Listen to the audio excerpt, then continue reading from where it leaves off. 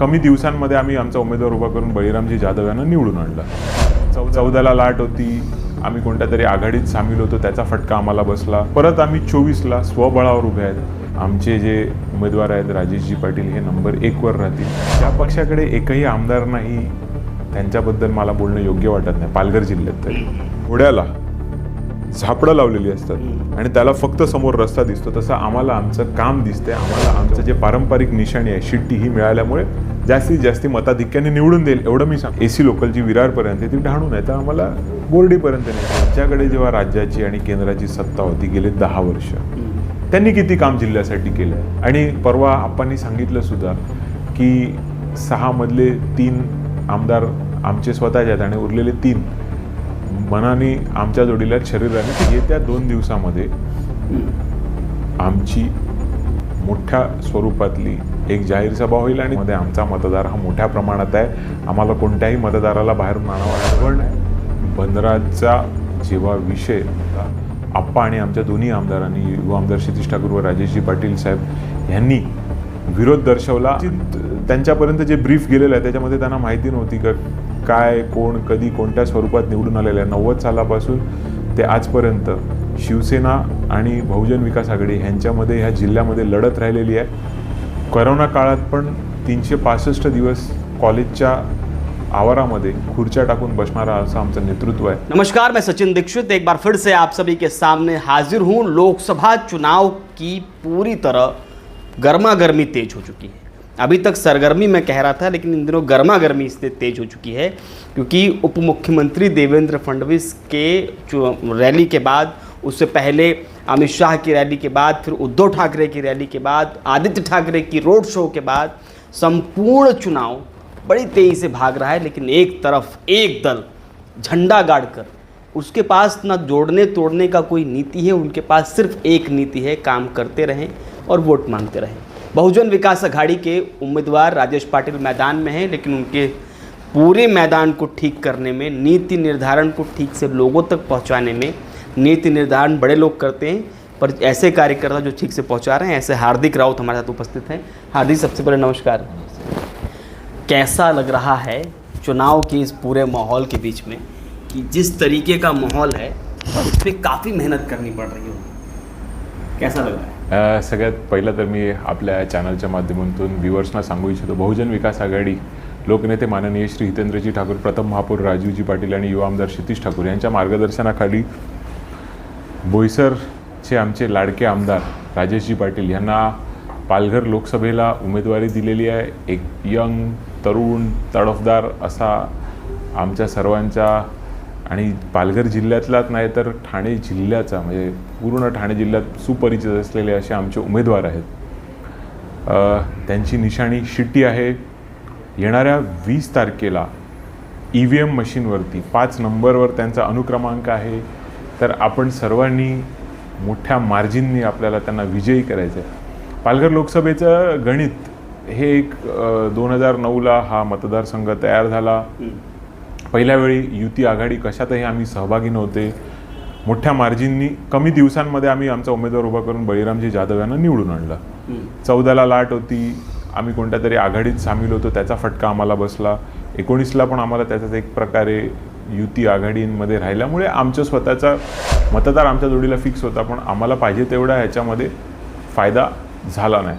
पण परत आम्ही 24ला स्वबळावर उभे आहेत आणि आमचे जे मतदार पालघर जिल्ह्यामध्ये आमची फिक्स वोटर्स आहेत ते तर आहेत, पण जे नवीन आम्हाला गेल्या 4.5-5 वर्षामध्ये आमचे जे मतदार वाढलेले आहेत त्याचं मतदान आम्हाला नक्की होणार आहे. आणि या मताधिक्यामध्ये मी तुम्हाला सांगेन का आमचा नंबर 1 राहील.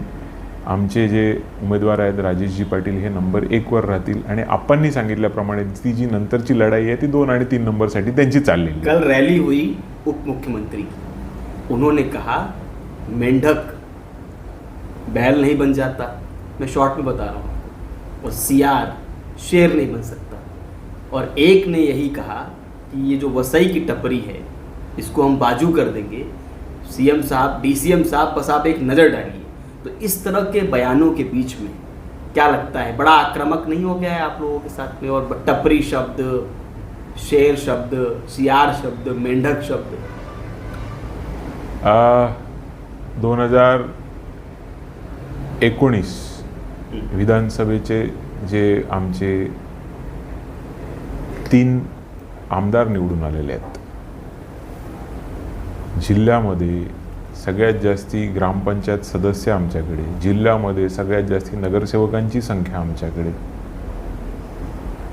जिल्हा नियोजन समितीच्या 55 मधल्या 27 जागा आमच्या. ज्या पक्षाकडे एकही आमदार नाही त्यांच्याबद्दल मला बोलणं योग्य वाटत नाही पालघर जिल्ह्यात तरी.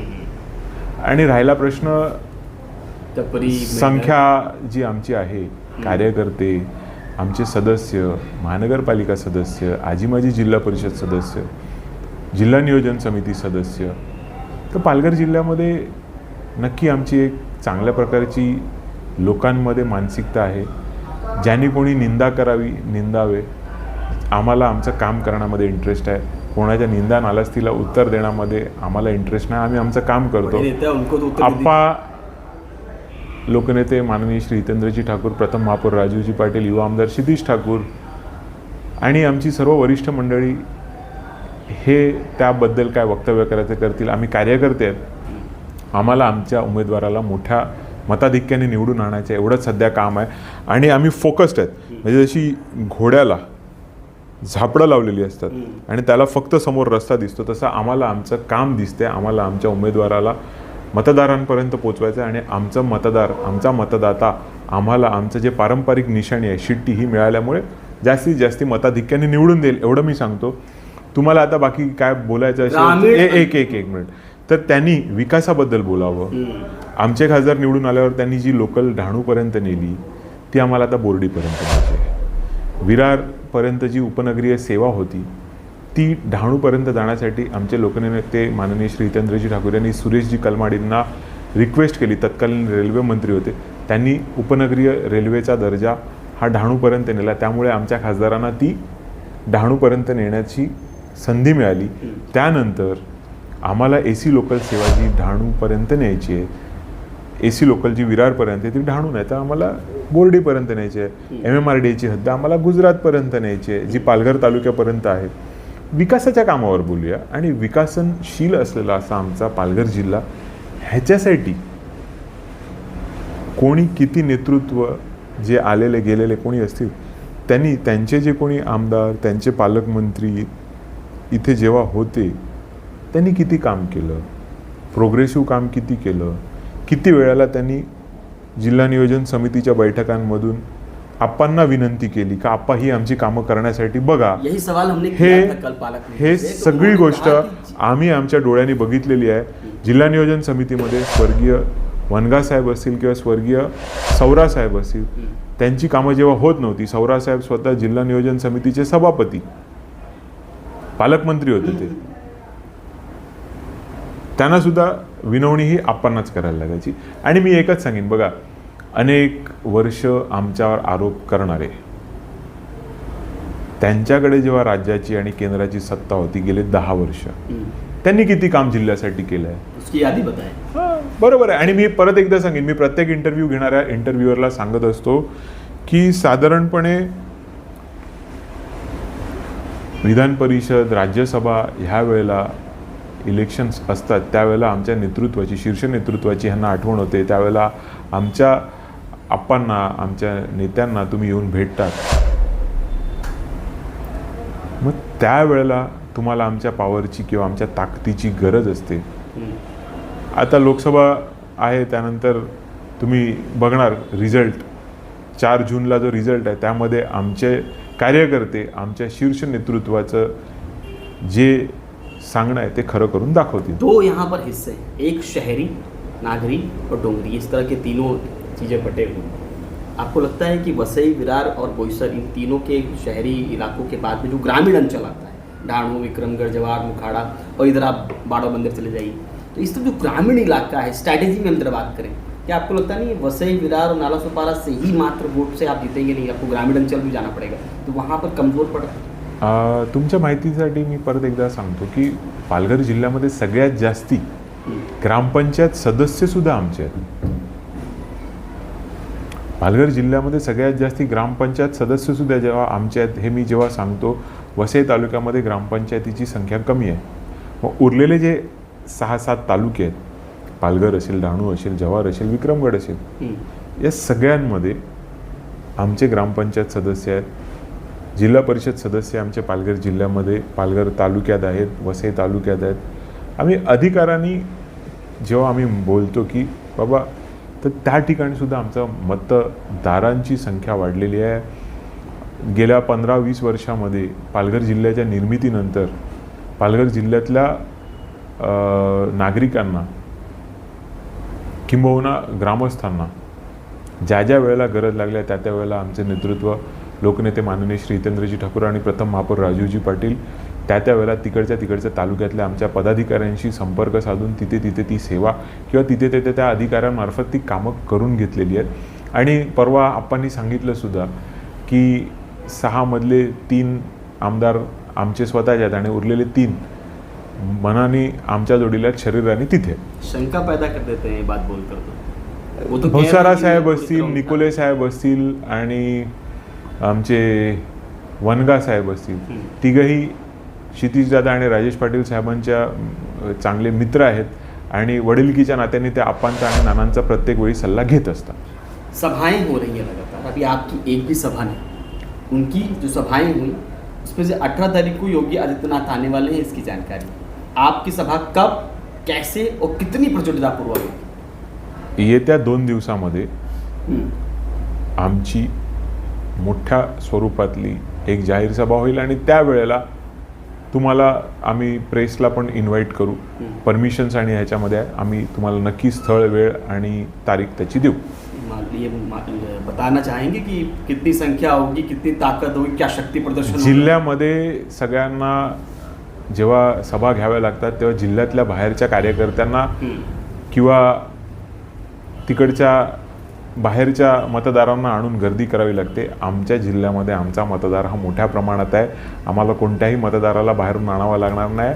आमचे सर्व कार्यकर्ते, आमचे सर्व मतदार त्या सभेला स्वतःहून येतील. कोणत्याही प्रकारची गर्दी आम्हाला बाहेरून विकतची आणावी लागणार नाही. संख्या आपकी उनसे ज़्यादा ही होगी ऐसा? नक्की आमची संख्या ही दरवेळी तुम्ही बघणार तर लोकनेते माननीय श्री हितेंद्रजी ठाकूर यांचं भाषण ऐकण्यासाठी सर्व कार्यकर्ते, सर्व मतदार पूर्ण जिल्ह्याभरातून येत असतात आणि ते स्वतः स्वखर्चाने येतात. कोणाला आम्हाला आणण्या नेण्याची सुद्धा सोय करावी लागत नाही. आपण बघितलं असेल तर बाकीच्या ठिकाणी बसेस आणि हे सर्व केलेलं होतं. आम्हाला आमचे कार्यकर्ते स्वखर्चाने रेल्वे, बस, रिक्षा, मोटरसायकल, कार जे असेल त्या प्रमाणामध्ये येत असतात. बारडोल बंदर पर एक भारतीय जनता पार्टी के नेता ने कहा जो विरोध कर रहा है वो दलाल है. गांव के लोग काफी नाराज है इस पूरी बात पर. वाढवण बंदराचा जेव्हा विषय जिल्हा नियोजन समितीच्या मीटिंगमध्ये निघाला त्यावेळेला बाकीचे 3 आमदार, विधान परिषदेचे आमदार ह्यांनी कोणीही विषय घेतला नव्हता, त्याला विरोध केला नव्हता. आप्पा आणि आमच्या दोन्ही आमदारांनी, युवा आमदार क्षितिज ठाकूर व राजेशजी पाटील साहेब ह्यांनी विरोध दर्शवला आणि ठळकपणे त्या मीटिंगचे मिनिट्स तुम्हाला पाहिजे असतील तर जिल्हाधिकाऱ्यांकडून तुम्ही घेऊ शकता. लेकिन विरोध करने वालों को जो भारतीय जनता पार्टी के मन से तो दलाल बोला गया. मी काय म्हटलं पहिलाच तुम्हाला की मला पॉझिटिव्ह कामांवर बोलायला आवडेल. कोणी काही टीका केली, कोणी काही टिप्पणी केली, तशा लोकांबद्दल आपण बोलून आपला वेळ का वाया घालवा. त्यांचं काम आहे, त्यांना बोलणं, वो मानसिकता उनको मुबारक. हां, त्यांचं काम आहे, ते बोलणं थांबणार नाही आणि अशा बोलणाऱ्याला उत्तर देणं नाही. बघा, अशा ह्या घोषणा आणि अशा ह्या गोष्टी फक्त निवडणुकीच्या काळातच होतात. मी मगाशी काय म्हटलं, विधान परिषद असेल, राज्यसभा असेल, आमच्या आमदारांना, आमच्या लोकनेत्यांना भेटण्यासाठी राष्ट्रीय नेतृत्व, राजकीय नेतृत्व, राज्यातलं नेतृत्व हे भेटायला येते. त्यामुळे त्यांच्या बिचाऱ्यांचं, इकडच्या स्थानिक कार्यकर्त्यांचं मरण होते. आदित्य ठाकरे की लोकसभा में एक सभा, उन्होंने हमारे इंटरव्यू में कहा कि बी और सी टीम बनकर कुछ लोग चुनाव लड़ते हैं. दुर्दैव आहे, साहेबांचा जन्म किती साली झाला तो मला माहिती नाही, पण 90 सालापासून आमचे लोकनेते माननीय श्री हितेंद्रजी ठाकूर हे शिवसेना आणि भाजप युतीच्या विरोधात दरवेळी लढत आले आणि निवडून आलेले आहेत. मग ती महानगरपालिका असो, नगरपालिका असो, ग्रामपंचायत असो किंवा विधानसभा आणि लोकसभा असो, आमच्या विरोधात पारंपरिक आमचे प्रतिस्पर्धी 90 साली राम नाईक होते लोकसभेला, त्यानंतर 95 साली सुद्धा तेच होते, 2000 साली सुद्धा तेच होते, आणि 2004 साली त्यांना आम्ही हरवण्याचं काम केलेलं आहे. 2004ला नवख्या गोविंदाला निवडून आणण्याचं काम काँग्रेसमध्ये जरी ते होते, पण विरारचे आणि आप्पांचे मित्र ह्या नात्याने आम्ही त्यांना मदत केलेली.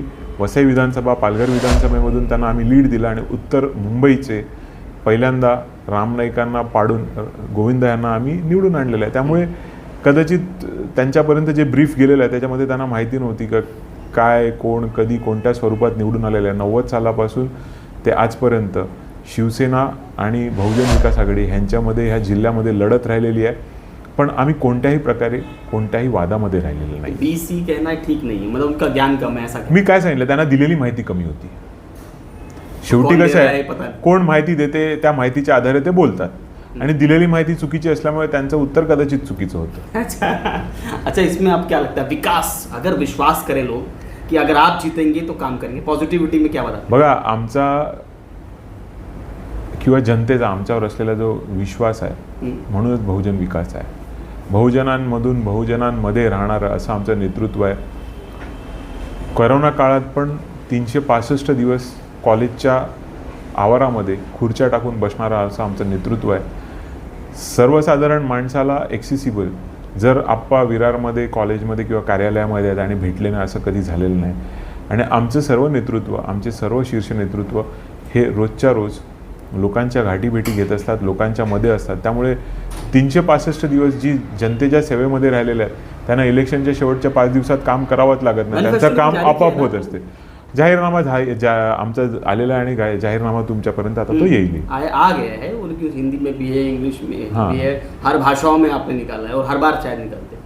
उसके हिसाब से विकास का कितना वादा करते हैं कि वो सारा सेंट्रल गवर्नमेंट से जो आएगी योजना 100% लोकांच्या सेवा लोकांपर्यंत देण्यासाठी आम्हाला जे जिथे जिथे मग त्यात शहरी, डोंगरी, नागरी आणि किनारी अशा तिन्ही भागात असलेला असा मतदारसंघ आहे. त्या पद्धतीने त्या वेळेला केंद्र शासन, राज्य शासन आणि महाराष्ट्र राज्य सरकार असेल, केंद्र शासन असेल, जिथे जिथे आम्हाला ज्यांची मदत घ्यावी लागेल, आप्पांचे जिथे ज्या नेतृत्वाशी चांगले संबंध आहेत. त्याचं चांगलं उदाहरण नितीन गडकरीजी आले होते आणि त्यावेळी त्यांनी जे आश्वासन दिलं ते व्हाईट टॉपिंगचं काम चालू झालेलं आहे. आप्पांची मैत्री ही सर्वश्रुत आहे आणि आप्पांनी दिलेला शब्द आजपर्यंत पाळलेला आहे. अब इसमें एक और सवाल. एक नेता है बीजेपी के, उन्होंने प्रेस कॉन्फ्रेंस में कहा कि अगर भाजपा का सांसद नहीं बना और अन्य पार्टी का बनेगा तो उसको लाइन लगानी पड़ेगी पीएम मोदी से या कैबिनेट मिनिस्टर से बिल पास कराने में, योजनाएं लाने में, और लाइन लगा के 6 महीने बाद उसको अपॉइंटमेंट मिलेगा, अपना रहेगा तो तुरंत अपॉइंटमेंट मिलेगा. तो इस तरह की लाइन पे क्या कहेंगे आप? सुज्ञ नागरिक आणि सुज्ञ लोकप्रतिनिधी ह्यांच्याकडे काम करण्याची एक कला असते जी आमच्या आप्पांमध्ये. कोणी कुठेही लाईन लावण्याचा किंवा नंबर लावण्याचा जर वेळ आली तर आमचा नंबर हा पहिला लागणार. आखिरी प्रश्न, जीत का कितना भरोसा, कितना मार्जिन? 100%, 100% आमचा विजय निश्चित आहे. मार्जिन ही तुम्हाला इलेक्शनच्या दिवशी आम्ही सांगू. धन्यवाद. ये थे हार्दिक राउत, और हार्दिक राउत ने अपनी पूरी बात कहते हुए साफ तौर पे कहा कि जीत हमारी निश्चित है. आने वाला 4 जून बहुत कुछ बता कर जाएगा, और आने वाले 4 जून में राजेश पाटिल जीतकर संसद पहुंचेंगे, ऐसा साफ तौर पे उन्होंने कहा. अब देखना ये होगा आने वाले समय में इन सारे बयानों के बीच में शक्ति प्रदर्शन कैसा होता है, आने वाले समय में किस प्रकार और हितेंद्र ठाकुर और भारतीय जनता पार्टी के बीच की लड़ाई कैसे निकल कर आती है, और राजेश पाटिल और कितनी मेहनत करके 20 तारीख को मतदान होता है और 4 तारीख को कौन जीत कर आता है, सब कुछ देखने वाली बात होगी. आज के लिए इतना ही, धन्यवाद.